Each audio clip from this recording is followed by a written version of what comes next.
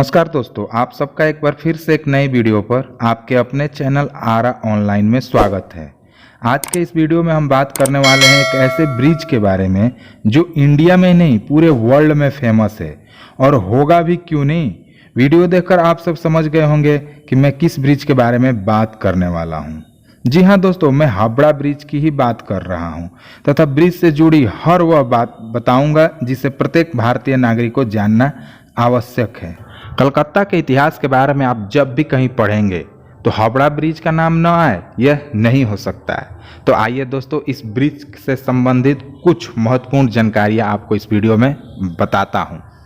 कलकत्ता और हावड़ा के बीच हुगली नदी पर जब कोई ब्रिज नहीं था, नदी पार करने के लिए केवल नाव का ही एकमात्र सहारा था।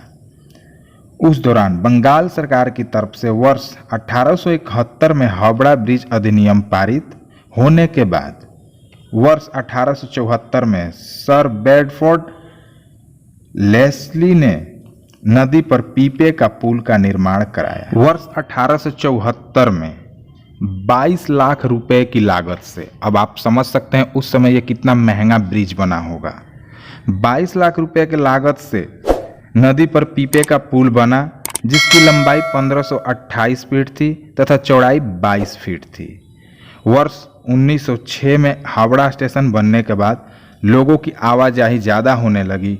भीड़ भाड़ ज़्यादा होने के कारण एक तैरता हुआ ब्रिज बनाने का फैसला किया गया, किंतु प्रथम विश्व युद्ध के कारण वह ब्रिज नहीं बन पाया।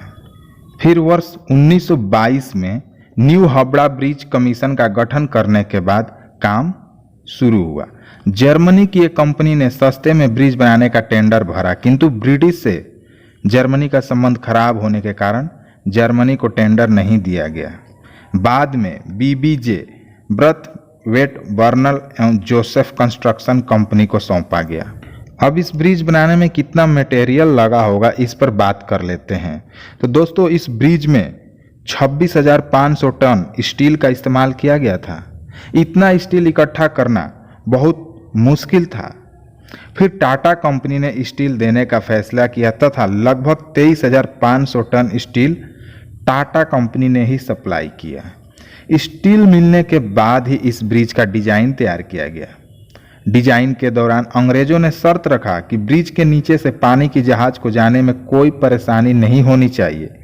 इस कारण ही डिजाइनदार ने सिर्फ 4 पुल पर ही पूरे ब्रिज बनाने का निर्णय लिया। पूरा ब्रिज किनारे बने 280 फीट के पिलर पर ही खड़ा है।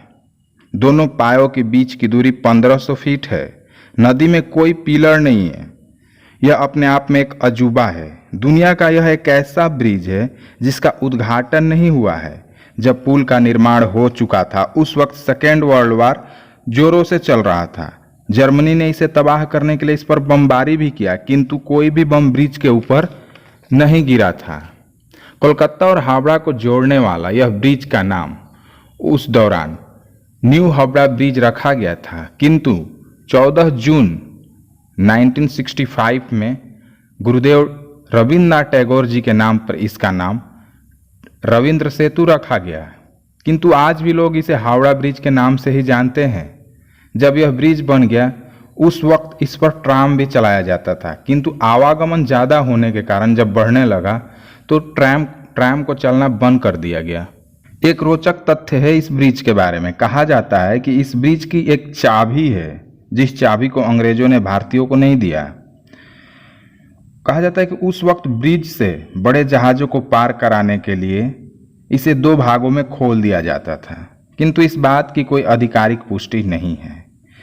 इसके देख रेख करने वाले इंजीनियर्स का कहना है कि हावड़ा ब्रिज के खंभों में अब जंग लगने लगा है। इसका मुख्य कारण है पान।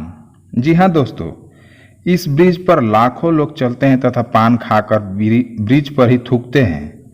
वर्ष 2005 में एक कार्गो शिप इस ब्रिज में फंस गई थी, जिसके कारण ब्रिज को काफ़ी नुकसान भी हुआ था।